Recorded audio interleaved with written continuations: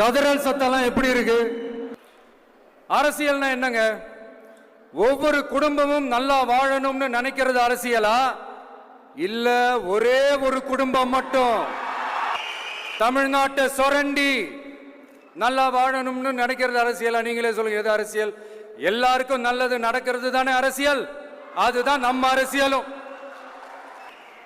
காட்சிக்கு திராவிடம், ஆட்சிக்கு திராவிட மாடல்னு தினம் தினம் மக்கள் பிரச்சனைகளை மடைமாற்றி மக்கள் விரோத ஆட்சியை மன்னராட்சி போன்று நடத்துற இவங்க நமக்கு எதிராக இவங்க பண்ற செயல்கள் ஒன்னா ரெண்டாங்க.